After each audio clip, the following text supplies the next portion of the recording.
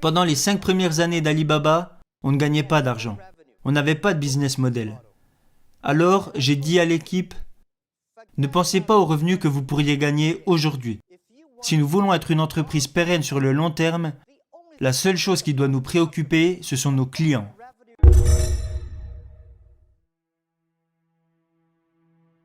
Quand j'ai lancé mon entreprise en 1995, c'était très dur. J'avais une idée. J'avais invité 24 de mes amis dans mon appartement. Parce que cette année-là, j'avais été à Seattle. C'était ma première fois aux États-Unis.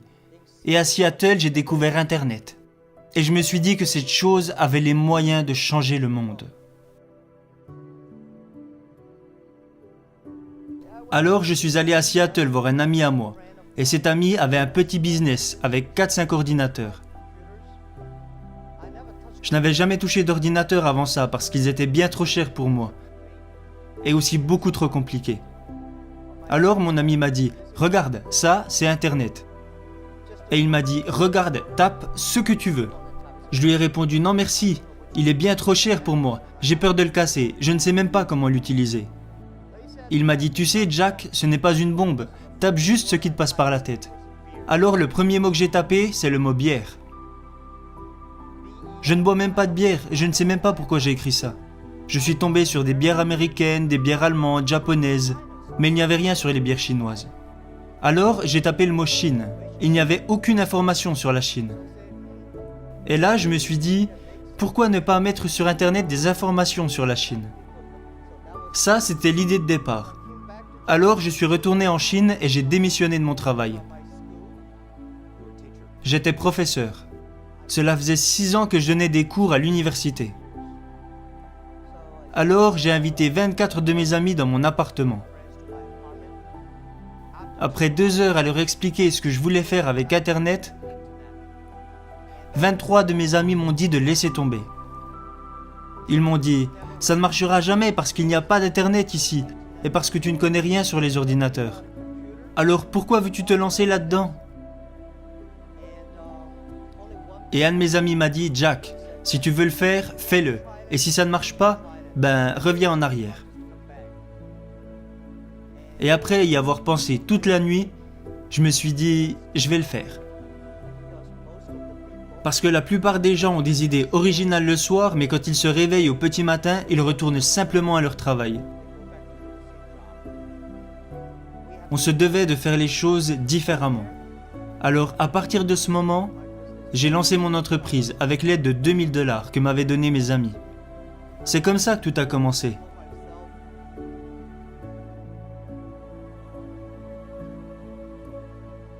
Alibaba a vu le jour en 1999.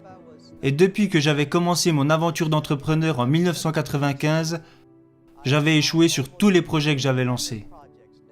Alors, en 1999, j'ai eu une idée. Et je me suis dit, la Chine s'apprête à rejoindre l'économie mondiale. Et beaucoup de produits fabriqués en Chine vont se vendre en dehors de nos frontières. Alors si je pouvais créer un site qui aiderait les entreprises chinoises à vendre leurs produits à l'étranger et qui aiderait dans le même temps les petits business d'autres pays à vendre partout dans le monde, c'était ça mon concept. Alors en 1999, j'ai lancé Alibaba, dans mon petit appartement. Les 2000 $ qu'on m'a donnés provenaient principalement de mes parents et de quelques amis. En cumulant tout, ça faisait environ 2000 $. Mais vous savez, quand j'ai lancé une levée de fonds, même celle que nous avons faite sur la bourse de New York où nous avons levé près de 20 milliards de dollars, j'ai dit aux investisseurs, notre ordre de priorité est numéro 1, nos clients, numéro 2, nos employés et numéro 3, nos actionnaires. Et les gens me disaient que ça allait à l'encontre de la philosophie des investisseurs américains. Un des investisseurs m'a même dit, Jack, vous savez, si j'avais su que nous étions 3e dans l'ordre de vos priorités, je n'aurais pas acheté d'actions. Je lui ai répondu, eh bien monsieur, s'il vous plaît, vendez-les. Parce que je crois qu'il y a énormément d'argent dans ce monde. Il y a même trop d'argent dans ce monde. Et nous voulions seulement l'argent de personnes qui croyaient en notre vision et en notre mission. Parce que pour moi, si le client est heureux, les employés sont heureux et l'actionnaire sera lui aussi heureux. Mais si l'actionnaire est heureux d'abord, cela ne veut pas dire que le client et que l'employé seront heureux.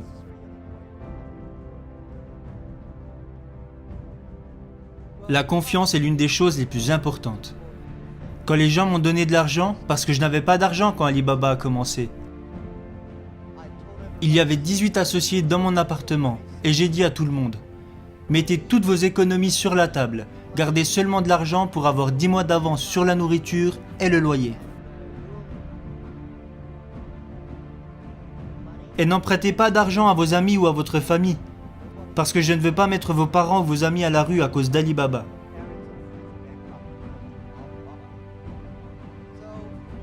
Alors à 18, nous avons rassemblé 50 000 $ et nous avons lancé Alibaba dans mon appartement.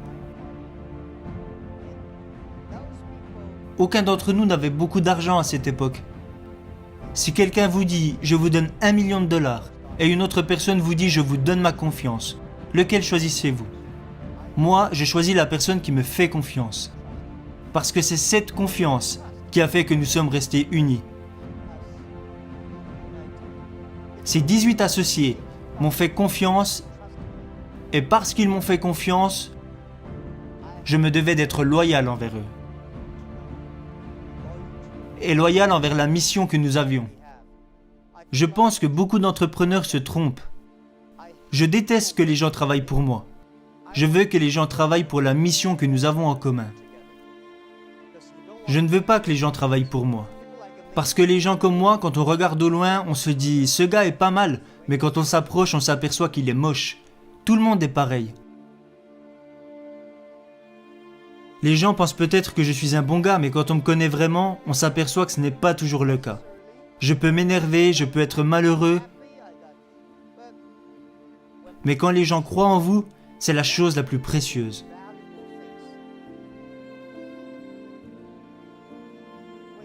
Quand vous démarrez un business, vous réalisez que la plupart des gens autour de vous s'inquiètent bien plus que vous.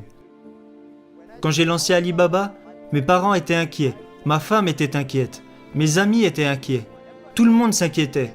Et ils s'inquiétaient sur beaucoup de choses. Moi, la seule chose qui m'inquiétait, c'était de décevoir les personnes qui croyaient en moi. Quand nous avons commencé Alibaba, il y avait beaucoup de choses qui inquiétaient les gens. On me disait « vous n'avez même pas de système de paiement.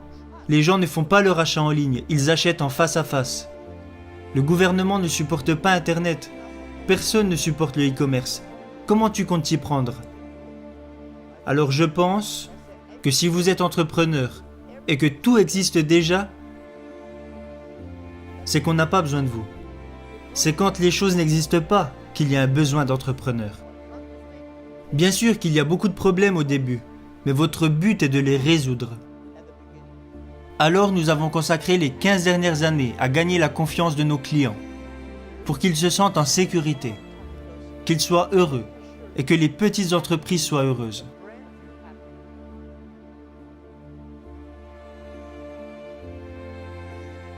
Concentrez-vous sur vos clients. Rendre ses clients heureux est important. La plupart des grandes entreprises parlent toujours de leurs concurrents. Je pense qu'il y a de nombreuses raisons qui impliquent que la plupart des entreprises américaines ne réussissent pas sur le marché chinois. Une de ces raisons est qu'ils passent trop de temps à vouloir rendre leurs boss heureux, plutôt que de rendre leurs clients heureux. Ils passent trop de temps à vouloir être les meilleurs, sans avoir de stratégie à long terme. Alors qu'en tant qu'entrepreneur, votre priorité absolue doit être vos clients.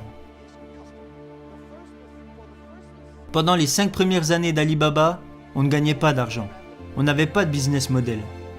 Alors, j'ai dit à l'équipe, ne pensez pas aux revenus que vous pourriez gagner aujourd'hui. Si nous voulons être une entreprise pérenne sur le long terme, la seule chose qui doit nous préoccuper, ce sont nos clients. Les revenus qui nous importaient le plus les premières années étaient les mails de remerciements que nous envoyaient nos clients. C'est ce qui comptait le plus. Parce que nos clients nous envoyaient des mails pour nous remercier et nous dire qu'on était géniaux. J'étais tellement heureux au début, quand j'allais au restaurant et que les gens payaient l'addition pour moi. Il y avait souvent des petits mots qui disaient « Jack, merci beaucoup. Je sais que vous ne gagnez pas d'argent, mais nous, on se fait beaucoup d'argent grâce à votre site. » J'adorais ça.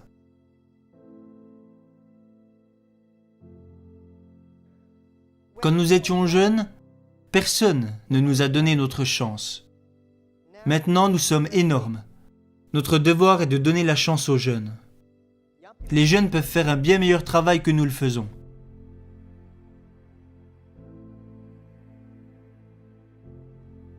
Et je pense que le monde peut être beau et prospère sans vous. Quand vous mourrez, les gens vous pleurent pendant 3 jours. Puis après ces 3 jours, ils vous oublient. J'ai été professeur pendant quelques années. Et ça a été une chance pour moi. Parce que je n'avais aucune connaissance sur la technologie. Je n'avais aucune connaissance sur les logiciels. À vrai dire, je ne sais même pas comment fonctionnent ces trucs. Je ne connaissais rien à la comptabilité, ni au marketing. J'avais très peu de connaissances au final. Mais les choses que j'ai apprises de mon métier de professeur, c'est qu'un professeur veut toujours que ses élèves aient plus de succès et deviennent meilleurs que lui. Ça m'a servi quand j'étais à la tête d'Alibaba. Quand j'embauchais des gens, je cherchais seulement des personnes qui étaient plus intelligentes que moi. Aujourd'hui, je donne beaucoup de conseils à mes collègues.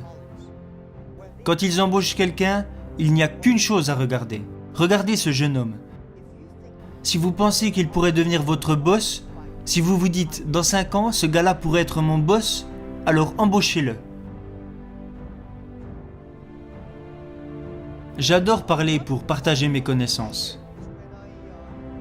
Quand vous êtes professeur, vous n'en savez pas beaucoup plus que les autres parce que tout ce que vous apprenez, vous le partagez. Peut-être que certaines personnes n'aiment pas ce que je dis, mais mon job n'est pas de rendre les gens heureux. Mon job est de faire réfléchir les gens. Et c'est ce que nous avons fait. Si ce que je vous dis vous sert, alors retenez-le. Si ce n'est pas utile, oubliez-le. J'aime être avec des entrepreneurs. Parce que vous me rappelez les 18 dernières années difficiles que nous avons vécues. Et je crois véritablement en la chose que je vais vous dire maintenant. Si vous êtes entrepreneur, aujourd'hui est très dur. Demain sera encore plus dur. Mais après-demain sera magnifique. Le problème, c'est que la plupart des gens mourront demain soir. Vous devez travailler dur, vous devez apprendre et vous devez compter sur votre équipe.